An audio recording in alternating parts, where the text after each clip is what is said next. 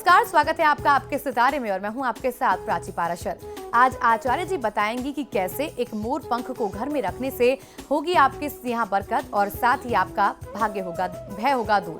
और ये सब हम जानेंगे हमारे आज के महाउपाय में और साथ ही आपको बताएंगे आज का राशिफल। तो फिर देर कैसे शुरू करते हैं आपके सितारे। घर में मोर पंख रखने से होगी बरकत, मोर पंख दूर करेगा आपका भय। जानिए पंडित वैभवनाथ शर्मा से घर में कैसे रखें मोर पंख। तो आपके सितारे में आप अपनी हर परेशानी का हल प्राप्त कर सकते हैं और अपने सवाल भी पूछ सकते हैं। स्टूडियो में साथ देने के लिए मौजूद हैं विश्वविख्यात ज्योतिषाचार्य और वास्तु शास्त्री पंडित वैभवनाथ शर्मा। आचार्य जी, आपका हार्दिक स्वागत है। जी नमस्कार। तो यदि आपके मन में भी कोई सवाल है तो आप भी हमें कॉल कर सकते हैं। हमारे नंबर्स लगातार आपकी टीवी स्क्रीन पर फ्लैश किए जा रहे हैं। आप हमें हमारे टोल फ्री नंबर पर भी कॉल कर सकते हैं। आप हमसे सीधी बात कर सकते हैं। हमारा टोल फ्री नंबर है 1800-102-6303। आप इस नंबर पर मुफ्त में कॉल करें। इसके अलावा आप हमारे लैंडलाइन नंबर्स 0120-464-6332, 0120-464-6327 पर भी कॉल करके हमसे सीधी बात कर सकते हैं। और चलिए सबसे पहले आचार्य जी से जान लेते हैं आज का पंचांग।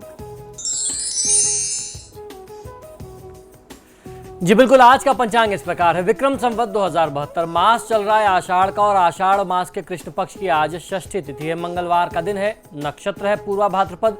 योग है सौभाग्य और करण है गर्भ। और चलिए अब जान लेते हैं 12 राशियों का हाल। आज का दिन उनका कैसा रहने वाला है। और सबसे पहले बात कर लेते हैं मेष राशि की।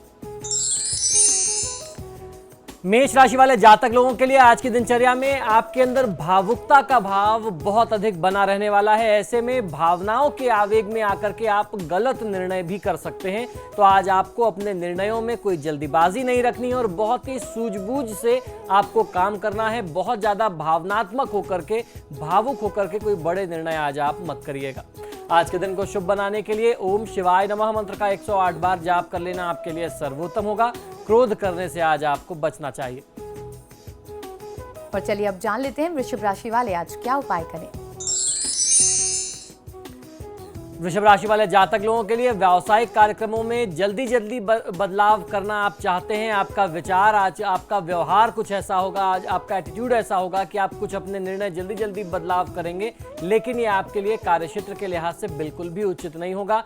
अनुशासन को बनाए रख करके आजीविका क्षेत्र की बाधाओं को आज आप दूर करने का प्रयास करें तो आपको उसमें काफी हद तक सफलता मिल सकती है। आज के दिन को शुभ बनाने के लिए ओम महेश्वराय नमः मंत्र का 108 बार जाप कर लेना आपके लिए सर्वोत्तम होगा। आज किसी भी प्रकार का घमंड करने से बचना चाहिए। और चलिए अब जान लेते हैं मिथुन राशि वाले आज क्या उपाय करें। मिथुन राशि वाले जातक लोगों के लिए आपके व्यापारिक लाभों में बढ़ोतरी के संकेत आज मिल रहे हैं। सहयोगी आजीविका क्षेत्र के कष्ट कुछ बढ़ा सकते हैं। साथ ही साथ जो पिछले कुछ समय से मानसिक चिंताएं आप पर हावी थीं, आज उनमें कमी आने के संयोग बन रहे हैं। आज के दिन को शुभ बनाने के लिए ओम शंभवे नमः मंत्र का 108 बार जाप कर लेना आपके लिए सर्वोत्तम होगा। आज किसी भी परिस्थिति में आलस्य का परित्याग करना आपके लिए सर्वोत्तम होगा। और अब जान लेते हैं कर्क राशि वाले आज के दिन को शुभ बनाने के लिए क्या करें और क्या ना करें। कर्क राशि वाले जातक लोगों के लिए परिवार का सहयोग आपके साथ होने से आपको अपने कार्यक्षेत्र में, अपने जीवन में आज थोड़ी सी राहत महसूस होगी। कार्यक्षेत्र में कुछ कठिनाइयों का सामना आपको करना पड़ सकता है। कार्यों का बहुत ज्यादा दबाव अपने ऊपर लेने से आज आपको बचना चाहिए। आज के दिन को शुभ बनाने के लिए ओम पिनाकिनी नमः मंत्र का 108 बार जाप कर लेना आपके लिए सर्वोत्तम होगा। परिश्रम में किसी भी प्रकार से आप कमी ना करें। और चलिए अब जान लेते हैं सिंह राशि वालों का आज का दिन कैसा रहने वाला है। सिंह राशि वाले जातक लोगों के लिए परिवार के कार्यों में आपकी व्यस्तता बढ़ेगी। पारिवारिक वाद विवाद जो पुराने समय से अभी तक दबे हुए थे, अचानक से वो उभर सकते हैं और बढ़ सकते हैं। पैतृक संपत्ति को लेकर के वाद विवाद की स्थिति एक बार फिर से दोबारा बन सकती है। आज के दिन को शुभ बनाने के लिए ओम शशि शेखराय नमः मंत्र का 108 बार जाप कर लेना आपके लिए सर्वोत्तम होगा। आज की तिथि में आपको यात्रा करने से बचना चाहिए। और चलिए अब जान लेते हैं कन्या राशि वाले आज क्या करें। कन्या राशि वाले जातक लोगों के लिए अपनी आय में बढ़ोतरी करने के लिए आज आपको प्रयासरत होना चाहिए। आज आपकी ओर से व्यापारिक और पारिवारिक वाद विवाद को सुलझाने में आपकी भूमिका सराहनीय रहने वाली है। आज के दिन को शुभ बनाने के लिए ओम वामदेवाय नमः मंत्र का 108 बार जाप कर लेना आपके लिए सर्वोत्तम होगा। धन का व्यर्थ का दिखावा करने से आपको बचना चाहिए। और चलिए वक्त हो गया है कॉलर लेने का। हमारी पहली दर्शक पूजा हमारे साथ जुड़ चुकी है हरिद्वार से। जी पूजा, बताएं क्या सवाल है आपका। नमस्कार पंडित जी। जी नमस्कार, बताइए। पंडित जी, मुझे अपने पति के बारे में पूछना था। जी बताएं। उनकी डेट ऑफ बर्थ है 29 दिसंबर 1980। जी जन्म का समय है सुबह 6 से 8 बजे के बीच। 6 से 8 बजे के बीच 2 घंटे का समय होता है। 2 घंटे में कई सारी कुंडलियां बन सकती हैं। 6 से 6:30 के बीच। जी बिल्कुल। जन्म का समय, आप जन्म का स्थान बता दें। जन्म का स्थान उत्तराखंड। देखिए, जो आपने एक अंदाजन समय बताया उसके हिसाब से चंद्रमा की महादशा में बुध की अंतर्दशा चल रही है। चंद्रमा इस कुंडली में भाग्य स्थान के स्वामी हैं, लेकिन भाग्य स्थान में राहु की स्थिति है। राहु वहाँ पर बैठे हुए हैं और बुध की अंतर्दशा है। बुध जो है इनकी कुंडली में वह अष्टम भाव और उसके साथ साथ 11वें भाव के स्वामी हैं। ऐसी स्थिति में शिव परिवार की पूजा आराधना करना इस व्यक्ति को, इस जातक को बहुत अच्छा लाभ दे सकता है। ऐसा लक्षण मिलता है कि अगर ये थोड़ी सी पूजा पाठ करें तो इनको बहुत अच्छा लाभ अपने जीवन में मिलेगा। सफलता के योग बन रहे हैं। आवश्यकता है प्रयास करने की, उचित मार्गदर्शन की। तो आपके लिए सुझाव, आपके लिए मार्गदर्शन यही है कि दोनों पति पत्नी मिलकर के महादेव शिव की पूजा आराधना करें, शिव परिवार की पूजा आराधना करें, कल्याण होगा। और निर्मला हल्द्वानी से अगली दर्शक जुड़ चुकी है हमारे साथ। जी निर्मला, बताएं क्या सवाल है आपका। गुरुजी प्रणाम। जी नमस्कार, बताइए। मैं निर्मला बोल रही हूँ हल्द्वानी से और मेरा जन्म है 24 नवंबर 1984। जी। और जन्म का समय है रात्रि 10:15 बजे। जी। मैं ये जानना चाहती हूँ कि मेरी कुंडली में सरकारी नौकरी का योग है या नहीं। जी। और मेरा स्वास्थ्य भी अधिकतर खराब रहता है। जी बिल्कुल। जन्म का स्थान बता दें। बागेश्वर। जी। देखिए, आपकी जन्म पत्रिका के अनुसार सूर्य की महादशा में केतु की अंतर्दशा और केतु का प्रत्यंतर चल रहा है। आपकी कुंडली में पंचम भाव में सूर्य और केतु का संयोग एक साथ बन रहा है, जिससे ये भी पता चलता है कि आपके पढ़ाई के समय में, आपकी शिक्षा दीक्षा में कहीं कोई एक बाधा, कोई एक विघ्न, कोई एक गैप आया होगा। वो किसी भी कारण से हो सकता है। एक तो स्थिति ये रही। दूसरी, जहाँ तक आपने बात पूछी है कि सरकारी नौकरी प्राप्ति के क्या योग हैं, तो मैं समझता हूँ कि अगर राहु केतु सूर्य का निदान कर लिया जाए, क्योंकि मंगल की स्थिति आपके लिए बहुत अच्छी है, उच्च का मंगल है, तो ऐसे में सरकारी नौकरी प्राप्त होती है। लेकिन अगर सूर्य पीड़ित हो जाए तो वो योग बन करके क्षीण हो जाता है, कमज़ोर हो जाता है, या जितनी योग्यता हो वह योग्यता का, आपको अधिकार का पद प्राप्त नहीं हो पाता। ऐसे में राहु केतु और सूर्य के मंत्रों का जाप करा करके निदान कर लेना आपको बहुत अच्छा लाभ देगा। इस समय में आपको सरकारी नौकरी प्राप्त हो सकती है उपाय करने के बाद। और दूसरा उपाय आपके लिए यह है कि नियमित रूप से गायत्री मंत्र का 108 बार जाप करें और सूर्य देव को जल दिया करें। और पंकज अगले दर्शक जुड़ चुके हैं हमारे साथ। जी पंकज, बताएं क्या सवाल है आपका। नमस्कार पंडित जी। जी नमस्कार, बताइए। पंडित जी, मेरी डेट ऑफ बर्थ है 26 फरवरी सन 1986। जी। और जन्म का समय है 6:55 AM। जी। जन्म स्थान है हरिद्वार। जी। पंडित जी, मैं आपको पहले भी बात कर चुका हूँ, तो आपने मुझे बताया था कि मंगल और शनि के वैदिक मंत्रों का जप करवाइए। वो मैं करवा चुका हूँ। तो मैं पूछना चाह रहा था आपसे, क्या मैं प्लाईवुड का काम कर सकता हूँ? ये चलेगा या नहीं चलेगा? मुझे सूट करेगा या नहीं करेगा? जी बिल्कुल। देखिए, लकड़ी से संबंधित कार्य आपको सूट करता है। आपकी कुंडली में मंगल शनि का अंगारक योग बना हुआ था, इस वजह से मैंने आपको ये उपाय बताया था। अगर आपने ये निदान कर लिया है तब आप इस कार्य क्षेत्र में प्रयास कर सकते हैं। इसमें आपको अच्छी सफलता मिलेगी। साथ ही साथ आपकी कुंडली में राहु की महादशा में बुध की अंतर्दशा चल रही है। इस समय को देखते हुए अगर आप ज़्यादा से ज़्यादा देवी दुर्गा और भगवान गणेश की स्वयं से पूजा करते हैं तो आपको बहुत अच्छा फ़ायदा मिल सकता है। तो इस उपाय को नियमित दिनचर्या में आप करते रहें। एक पाठ गणेश चालीसा, एक पाठ दुर्गा चालीसा करते रहें और आप जो भी अपना कार्यक्षेत्र प्रयास करना चाहते हैं करें, आपको सफलता अवश्य मिल जाएगी। अगली दर्शक खुशी इंदौर से जुड़ चुकी है हमारे साथ। जी खुशी, बताएं क्या सवाल है आपका। जी मुझे नमस्कार पंडित जी। जी नमस्कार, बताइए। और मुझे अपने बच्चे के बारे में पूछना था। उसने 12th क्लियर की है मैथ से, तो आगे वो कौन सा सब्जेक्ट ले, किस उसमें जाए, किस फील्ड में। जी बिल्कुल, आप बताएं। 6 जून 97। जी फिर से समय ईयर एक बार फिर से बताइए। 6 जून और 97। जी और जन्म का समय है शाम को 7:02। जी इंदौर। जी देखिए, बृहस्पति की महादशा में बृहस्पति की ही अंतर्दशा चल रही है, लेकिन इसकी कुंडली में पंचम भाव में बृहस्पति का स्थान तो जरूर है, लेकिन शनि और केतु का संयोग बना हुआ है। तो ऐसा लगता है कि 1 साल से ज़्यादा समय इस बच्चे का खराब हो सकता है किसी भी कारण से। कोई बहुत हार्ड एंड फास्ट कारण नहीं होगा, किसी भी कारण से वो एक छोटी सी गलती के कारण भी इसका ईयर ड्रॉप हो सकता है, खराब हो सकता है। तो सबसे पहला काम आपको ये करना चाहिए कि बृहस्पति और क्षमा करें शनि राहु केतु के मंत्रों का जाप करा करके शांति करा लें। जहाँ तक बात रही इसके विषय की, तो इसका जो करियर है वह सूर्य से जुड़ा हुआ है। तो ऐसे में इंजीनियरिंग की फील्ड में जाना, मैथमेटिक्स से जुड़े हुए सब्जेक्ट्स लेना, साइंस की फील्ड में जाना इस जातक के लिए बहुत अच्छा होगा, क्योंकि आय भाव में भी मंगल की स्थिति को देखते हुए कहीं ना कहीं इंजीनियरिंग और इस तरीके के पेशे जो हैं इस जातक के लिए, इस बच्चे के लिए बहुत अच्छे दिखाई देते हैं। तो मैथ से रिलेटेड फील्ड, इंजीनियरिंग से रिलेटेड फील्ड अगर ये बच्चा प्रयास करता है तो बहुत अच्छा फायदा मिलेगा। बबीता गाजियाबाद से अगली दर्शक जुड़ चुकी है हमारे साथ। जी बबीता, बताएं क्या सवाल है आपका। हाँ जी, मैं अपनी बेटी के बारे में पूछना चाहती हूँ। जी बताइए। उसका जन्म है 8 अक्टूबर जी 2010। जी 1:29। जी दिन का शुक्रवार। दिन का समय है ये रात का समय है? दिन का समय है जी। जी और दिन का शुक्रवार। जी और गाजियाबाद विजयनगर से। जी देखिए, जातक की जन्म पत्रिका के अनुसार राहु की महादशा में राहु की अंतर्दशा चल रही है। ये समय इसके लिए स्वास्थ्य संबंधी समस्याओं से जुड़ा हुआ समय रहेगा। इस समय में उसको उदर संबंधी समस्याएं, पेट से संबंधित समस्या रहेगी। बच्चा थोड़ा सा चिड़चिड़ा हो सकता है, परेशान कर सकता है।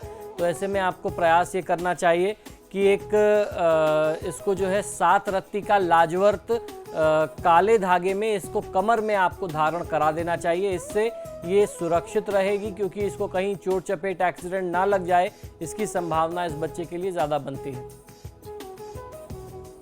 फिलहाल यहाँ रुकेंगे एक ब्रेक के लिए। ब्रेक के बाद जानेंगे बाकी बची राशियों का हाल और आज का महाउपाय। तो बने रहिए हमारे साथ।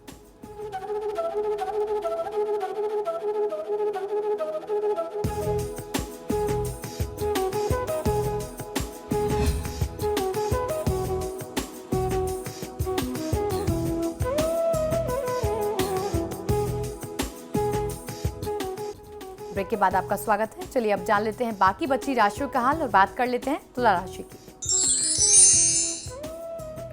तुला राशि वाले जातक लोगों के लिए आज की दिनचर्या में आय वृद्धि के लिए किए गए कार्यों का चयन आज आपको बहुत ही सावधानी से करना होगा। आजीविका क्षेत्र से जुड़ी हुई समस्याओं को सुलझाने के लिए आज की दिनचर्या में आप अपनी ओर से प्रयास करेंगे तो आप बहुत अच्छी सफलता प्राप्त कर सकते हैं। आज के दिन को शुभ बनाने के लिए ओम विरूपाक्षाय नमः मंत्र का 108 बार जाप कर लेना आपके लिए सर्वोत्तम होगा। मां अन्नपूर्णा का अनादर आपको किसी भी स्थिति में नहीं करना चाहिए। चलिए तो अब जान लेते हैं वृश्चिक राशि वाले आज क्या उपाय करें। वृश्चिक राशि वाले जातक लोगों के लिए मित्रों का सहयोग भी आपके लाभ में आज बढ़ोतरी करने में सहायक हो सकता है, सहायक सिद्ध होगा।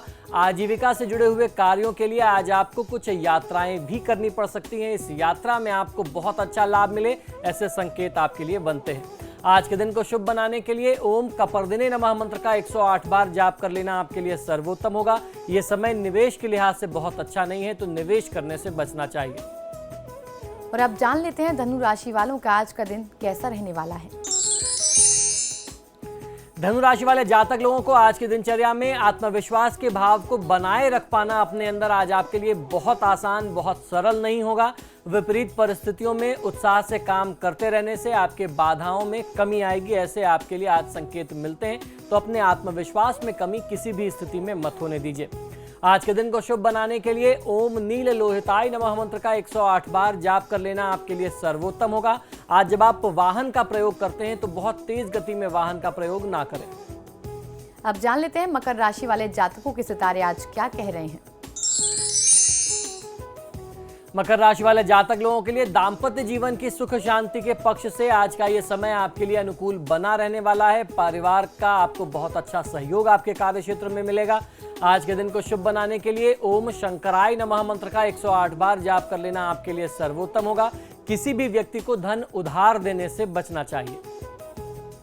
और अब जान लेते हैं कुंभ राशि वालों का आज का राशिफल।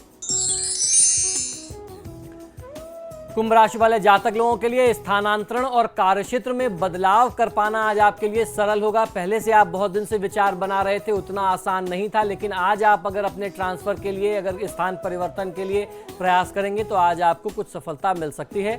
अधिकारियों से सहयोग की अपेक्षा आज बहुत ज्यादा नहीं रखनी चाहिए।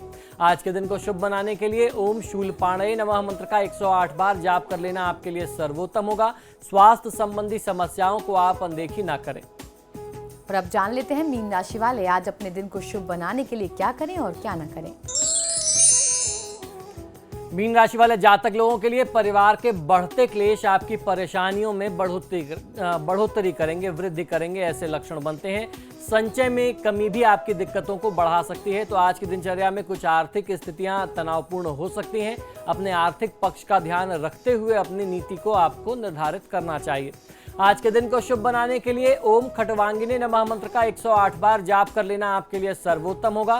तनाव लेने से बचना है। और चलिए अब जान लेते हैं कि आज का महा उपाय क्या है। जी बिल्कुल, आज के महा उपाय में हम लोग एक बार फिर से मोरपंख के लाभ के बारे में चर्चा करने वाले हैं। किस प्रकार मोरपंख आपको नाना प्रकार के लाभ देता है, उसी क्रम में मैं आज बताने जा रहा हूं कि मोरपंख को घर में रखने से सांप इत्यादि का भय, सांप इत्यादि का जो डर होता है, जो एक अनजाना भय बना होता है, वह भी दूर हो जाता है। आइए जानते हैं कैसे। सांप, सर्प एक ऐसा जीव है जिसके सामने आते ही साहसी से साहसी इंसान भी अगर होता है तो वह घबरा जाता है, उसे भी पसीना आ जाता है।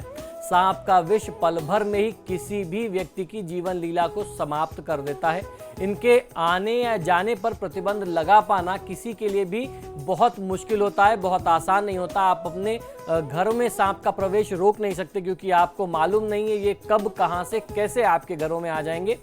सांप आसानी से किसी भी व्यक्ति के घर में प्रवेश कर सकते हैं। इनसे बचने के लिए शास्त्रों में ही बहुत सारे सटीक उपाय बताए गए हैं। एक सांप को रोकने का मंत्र, मैंने आस्तिक मुनि का एक मंत्र आपको बताया था। मैंने ये बताया था कि कहीं अगर आपको सांप अपने घर में या कहीं भी दिख जाए तो 3 बार आस्तिक मुनि का नाम लेकर के आपको ताली बजानी चाहिए। सांप वह स्थान छोड़ देगा। आस्तिक आस्तिक आस्तिक बोल करके आपको 3 बार ताली बजानी है। ये एक मंत्र था सांपों को कंट्रोल करने के लिए, जो कुछ समय पहले मैंने आपको बताया था। सांप के डर को समाप्त करने के लिए सबसे अच्छा और एक और दूसरा सरल उपाय मैं आपको बताने जा रहा हूं। यह उपाय है अपने घर में मोरपंख रखना। बहुत सारे लोगों ने शिकायत की कि हम मोरपंख रखते हैं लेकिन फिर भी सांप घर में आ जाते हैं। आजकल होता क्या है कि हर चीज की डुप्लीकेसी शुरू हो गई है। मोरपंख की भी इतने मोर नहीं है या इतने मोरपंख उपलब्ध नहीं है जितने बाजारों में मिलते दिखाई देते हैं।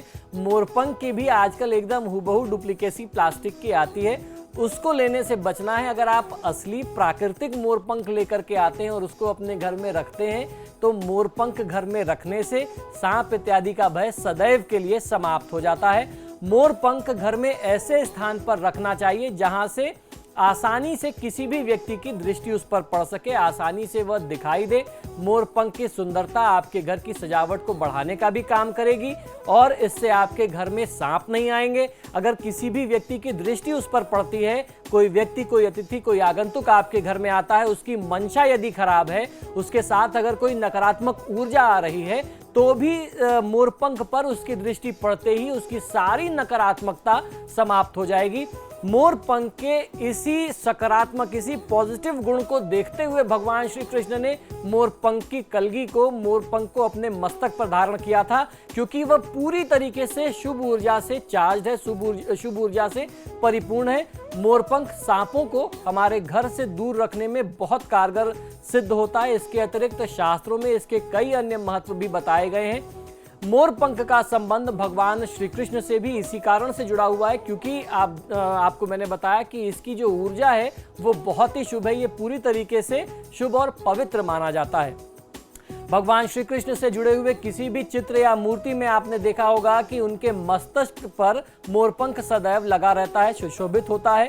मोरपंख की उपयोगिता और पवित्रता इसी बात से बढ़ जाती है कि वह भगवान के मस्तिष्क पर भी स्थान पाता है। घर में मोरपंख लगाने के बहुत सारे अन्य लाभ भी होते हैं। इससे घर के वातावरण को शुद्ध करने में, वातावरण में मौजूद नकारात्मक ऊर्जा को, नकारात्मक शक्तियों को नष्ट करने में काफ़ी सहायता मिलती है और किसी भी स्थान की नकारात्मक ऊर्जा को अधिक कम समय में सकारात्मक ऊर्जा में परिवर्तित किया जा सकता है। यानी किसी भी जगह की नकारात्मकता को अगर आपको सकारात्मक बनाना है, नेगेटिव से पॉजिटिव बनाना है, वहाँ की एनर्जी को आपको एक्टिव करना है, तो आप मोरपंख रख करके इसको एक्टिव कर सकते हैं। इससे हमारी सोच पर भी सकारात्मक प्रभाव पड़ता है। आपने देखा होगा कि बड़े बड़े पीरों फकीरों के यहाँ अगर आप जाते होंगे, बड़े बड़े मंदिरों में आप जाते होंगे तो मोरपंख से झाड़ा लगाया जाता है। हमारे यहाँ काशी में भगवान भैरवनाथ का मंदिर है, जिनको काशी के कोतवाल कहते हैं, तो वहाँ भी झाड़ा लगाने के लिए भी भैरव भगवान के मंत्र का प्रयोग करते हैं,